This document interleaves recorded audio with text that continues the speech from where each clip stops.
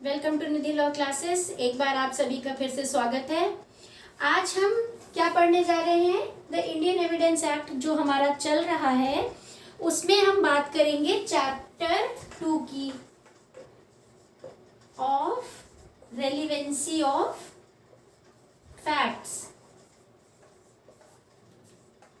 जो पार्ट 1 है उसमें कितने चैप्टर्स हैं? पार्ट 1 में 2 चैप्टर्स है। चैप्टर 1 प्रिलिमिनरी हम ऑलरेडी देख चुके हैं, जिसमें हमने बहुत सारी डेफिनेशंस कवर की।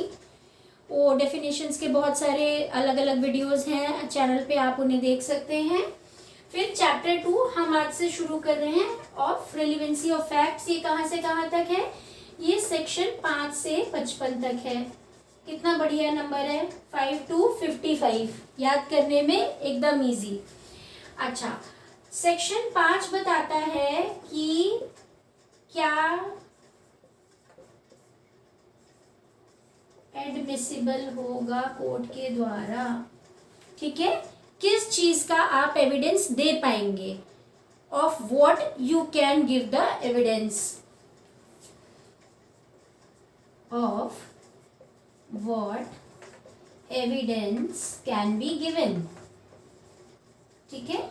बेयर एक्ट की लैंग्वेज में आप देखेंगे तो थोड़ा कंफ्यूजिंग होता है। यहाँ पर आपको सिंप्लीफाइड लैंग्वेज में बता रही हूँ कि सेक्शन 5 में क्या दिया है।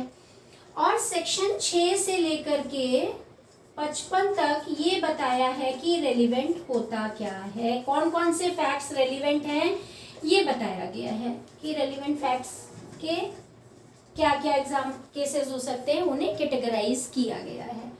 अब हम पहले सेक्शन 5 पढ़ेंगे, फिर 6 से 55 देखेंगे। तो आज हम सेक्शन 5 और सेक्शन 6 दोनों देखेंगे। सेक्शन 5 ये कहता है कि केवल only facts in issue and relevant facts, केवल इनका ही एविडेंस दिया जा सकता है। Evidence can be given. एक बड़ी इंपॉर्टेंट बात लास्ट में छोटी सी है, and of no other. And of no other मतलब कि जो रेलिवेंट है, रेलिवेंट फैक्ट्स हैं या जो फैक्ट्स इन इशू हैं, ये डेफिनेशंस हम पहले ही देख चुके हैं क्या होती, तो यहाँ पे रिपीट नहीं करते हैं। तो जो रेलिवेंट फैक्ट्स हैं या फैक्ट्स इन इशू है, फैक्ट्स इन इशू जिनके ऊपर हमें डिसाइड करना है जो रियल कंटेंशन है और ये उससे जुड़ी हुई चीजें डायरेक्ट, तो उन्हीं को साबित करने दिया जाएगा या ना साबित करने दिया जाएगा, ठीक है? और कुछ नहीं, ठीक है? अब ये डिसाइड कौन करता है कि क्या चीज है रेलिवेंट, क्या नहीं है रेलिवेंट? ये तो भाई जज साहब ही डिसाइड करेंगे। तो जज साहब को कहाँ पावर दी गई है? Who shall decide? Of course, court में बैठे हुए जज साहब, जज विल डिसाइड। कहाँ पे पावर दी हुई है? Power is given under section 136। ऐसे रिलेट करके पढ़ने से, जैसे आपने सेक्शन 5 पढ़ा, अभी हम कितना आगे है सेक्शन 136, अगर हम सीक्वेंस से वन बाय वन करके चलते तो 136 तक पहुंचने में बहुत टाइम लगता। पर मैंने आपको यहीं पर रिलेट कर दिया कि जब आप सेक्शन 5 पढ़ेंगे तो आप सेक्शन 136 भी देख लीजिए, दोनों को साथ साथ देख लीजिए। इससे क्या होगा, आप अच्छे से कनेक्ट कर पाएंगे चीजों को कि कौन सी चीज कहाँ से जुड़ी हुई है। सेक्शन 136 में जज को पावर है कि वो ये देखेगा एडमिसिबिलिटी किसी चीज की, वो ये देखेगा कि if allowed to prove, if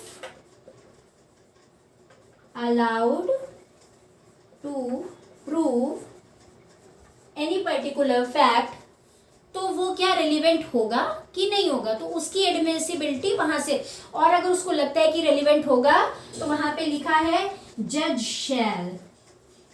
अब लिख तो दिया है शैल, लेकिन जज साहब को अगर लगता है कि हाँ ये रेलिवेंट होगा अगर प्रूव करने दिया जाए तो उन्हें करना ही पड़ेगा। लेकिन यहाँ पे वर्ड है शैल। अगर उनके डिस्क्रिशन के बाद, उन्हें उनकी अपनी विवेक लगाने के बाद उन्हें लगा कि हाँ ये रेलिवेंट होगा, तो उन्हें शैल जरूर ही वो एडमिसिबल करना होगा।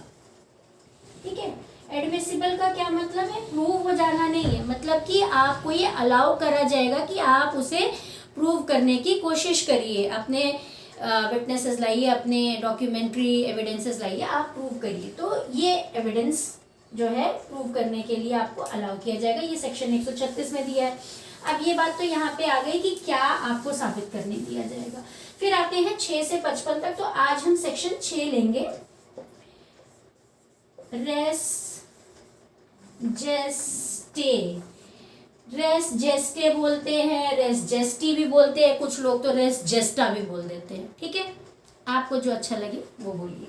रेस जेस्टे, रेस जेस्टे जो होता है ये क्या कहता है? ये बताता है कि फैक्ट इन इशू या किसी रेलिवेंट फैक्ट से इतना क्लोज कनेक्शन हो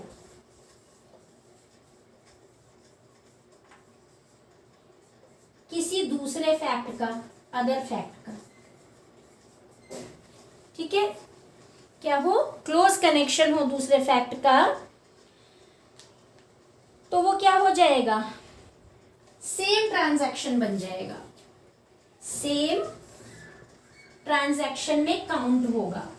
यहाँ पे बात आती है कि अगर सेम ट्रांजैक्शन में एक सीरीज ऑफ इवेंट्स हो रहे हैं तो भले ही मेन जो चीज हमें साबित करनी है वो सीरीज में सारे फैक्ट्स तो नहीं मेन चीजें होंगी साबित करने के लिए, लेकिन अगर वो एक के बाद एक चीजों से कनेक्टेड है और वो एक चेन बनाते हैं, क्या बनाते हैं? ऐसे एक चेन बनाते हैं। चेन कैसी होती है? ऐसे एक दूसरे से जुड़ी हुई, ऐसे बिल्कुल जुड़ी हुई, जुड़ी जुड़ी जुड़ी जुड़ी जुड़ी। तो अगर वो सेम ट्रांजैक्शन का पार्ट है वो फैक्ट्स, तो वो क्या हो जाएंगे? रेस जेस्टे में काउंट होंगे और ऐसे सेम ट्रांजैक्शंस के फैक्ट्स को भी रेलिवेंट माना जाएगा। रेलिवेंट माना जाएगा तो कोर्ट उसे प्रूव करने के लिए अलाउ करेगा। इन्हें प्रूव करने के लिए अलाउ इसलिए करते हैं क्योंकि इन्हें प्रूव करेंगे तभी तो आप मेन बात तक पहुंचेंगे। अब क्या है इसमें देखने लायक क्या बातें हैं? आपको एक जनरल आइडिया तो मिला। जैसे मान लीजिए कि इसका एक एग्जांपल देते हैं रेस जेस्टे का, कि एक कोई लेटर है कंटेंशन में, उसमें लिबल है, मतलब किसी के लिए कुछ गलत लिखा गया है, लिबल है। अब उस लिबल को प्रूव करना है, तो वो तो एक लेटर में लिखा हुआ है लिबल, हमें लेटर तो यही वाला प्रूव करना है। ठीक है, लेकिन उसके पीछे से 10 और लेटर होंगे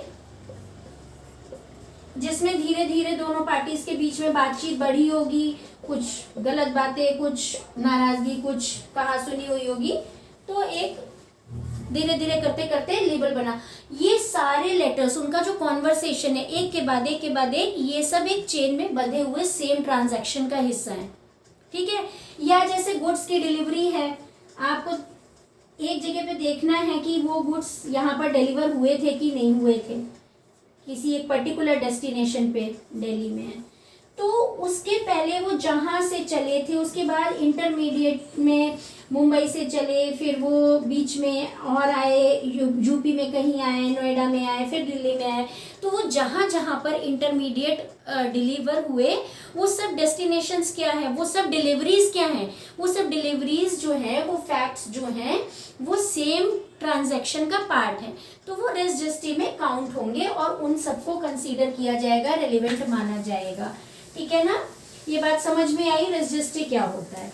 अब रेस जेस्टी के लिए ना तो टाइम सेम होना जरूरी है कि सेम टाइम पे ही सारे इवेंट हुए हों, हो ही नहीं सकते, और हो भी सकते हैं कुछ केसेस में जल्दी हुए। ठीक है, और कुछ केसेस में सालों साल का अंतर हो सकता है, लेकिन फिर भी वो एक दूसरे से जुड़े हुए हो सकते हैं। और ना ही तो प्लेस मैटर करता है। प्लेस क्यों नहीं मैटर करता है? प्लेस इसलिए नहीं मैटर करता है कि ऑनलाइन है, कोई अमेरिका से बैठा है, कोई इंडिया में बैठा है, यूपी में बैठा है, कोई कहीं पर भी है, तो सब कनेक्ट हो सकते हैं एक दूसरे से, तो प्लेस तो बिल्कुल मैटर नहीं करेगा। अब जैसे मानिए कि टाइम का ही ले लेते हैं हम एग्जाम्पल, कि कोई एग्रीमेंट एग्जीक्यूट हुआ, वो एग्जीक्यूट हुआ अलग अलग जगह पे अलग अलग लोगों द्वारा, तो जब जब वो जिस जिस पार्टी के द्वारा साइन किया गया, तो वो जो टाइम है एक सेम नहीं है, बट वो हर जो है एग्रीमेंट वो रेलिवेंट है, उसकी साइनिंग रेलिवेंट है। तो टाइम और प्लेस सेम होने बिल्कुल भी ज़रूरी नहीं है, ठीक बात है। अब इसमें एक चीज़ और इंक्लूड आपको करनी होगी, वो ये कि जो आपने हेयर से एविडेंस सुना होगा, हेयर से एविडेंस क्या होता है? जो डायरेक्ट नहीं होता है, which is not direct, second hand evidence जिसे बोलते हैं, ये एडमिसिबल नहीं होता है। ये एक जनरल रूल है, सबको पता है कि हेयर से एविडेंस एडमिसिबल नहीं होता सिवाय एक दो कंडीशंस को छोड़ के। तो क्या वो रेस जस्टे में एडमिसिबल होगा? हाँ, अगर वो कंटेम्पोरेनियस है, कंटेम्पोरेनियस बहुत लंबा शब्द है, तत्कालीन या समकालीन, ठीक है, उसी समय में या उसके तुरंत बाद हुआ कुछ, अगर वो ऐसा है तो वो एडमिसिबल हो जाएगा। कैसे कैसे हो जाएगा? जैसे कि कोई एक्सीडेंट हुआ रोड पर, फॉर एग्जाम्पल कोई लड़ाई हुई या कोई एक्सीडेंट हुआ, कुछ घटना दुर्घटना हुई सड़क पर, बाय स्टैंडर्ड्स खड़े हैं, ठीक है।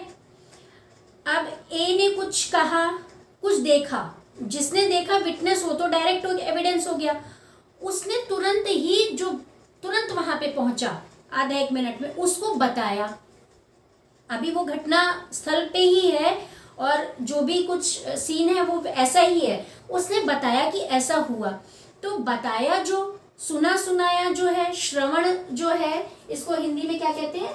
श्रवण भी बोलते हैं ना, श्रवण, हेयर से को, तो वो क्या हो गया है, उसने किसी को बताया, वो हेयर से एविडेंस हो गया। लेकिन वो क्योंकि इतना कंटेम्पोरेनियस है कि या तो वो उसी फैक्ट उसी घटना के साथ में हो गया या उसके तुरंत इमीडिएट बाद हुआ, इमीडिएट बाद हुआ, ठीक है। तो उसको भी यहाँ पर कोर्ट एडमिसिबल कर देती है। मतलब जो हेयर से इज एक्सक्लूजन ऑफ हेयर से का जो रूल है, उसका एक एक्सेप्शन यहाँ पर लगता है कि एक्सक्लूड हमेशा करते हैं, बट यहाँ पर एक्सक्लूड ना करके इंक्लूड भी कर सकते हैं अगर वो कंटेम्पोरेनियस है या इमीडिएट आफ्टर है। ऐसा क्यों करते हैं?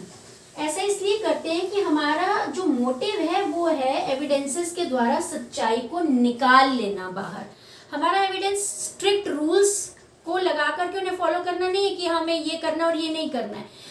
वो रूल्स इसलिए बनाए जाते हैं कि केवल सच्चाई बाहर आए, और जब वो तुरंत तत्कालीन है या उस घटना के तुरंत बाद का हेयर से है, तो उससे क्या होता है, फैब्रिकेशन का टाइम नहीं मिलता है। फैब्रिकेशन माने उसमें कुछ ऑल्ट्रेशन करना, कुछ चेंज करना, कुछ अपना दिमाग लगा करके उसको बदल देना। फैब्रिकेशन का टाइम नहीं होता है, टाइम नहीं है, तो क्या हो जाएगा, वो हेयर से भी एडमिसिबल हो जाएगा। तो ये चीज़ किस केस लॉ में बताई गई थी? ये जो है कि रजिस्ट्री में हम ले सकते हैं उसको हेयर से को, इसका एक केस लॉ है। केस लॉ आप नोट कर सकते हैं, Krishna Kumar Malik versus state of Haryana, 2011 का है। Krishna Kumar Malik versus state of Haryana,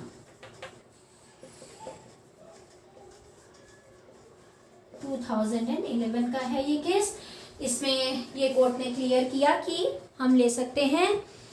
और इसके बाद बचते हैं बस आपके हेयर से के यहाँ पर ये रजिस्ट्री के इलस्ट्रेशंस, वो आप किताब से देखेंगे। पहला इलस्ट्रेशन है कि मर्डर वाला है कि अगर मर्डर किसी का is accused of murder of B by beating him, A ने बी को पीट पीट के मार डाला, ठीक है, ये एक्यूजेशन है उसके ऊपर। अब जो भी कुछ बाय स्टैंडर्ड्स ने देखा सुना, सो शॉर्टली बिफोर और आफ्टर इट, सो शॉर्टली, ये वही है कंटेम्पोरेनियस, ठीक है। तो वो क्या हो जाएगा, रेलिवेंट हो जाएगा। फिर एक इलस्ट्रेशन दिया है कि वेजिंग वॉर अगेंस्ट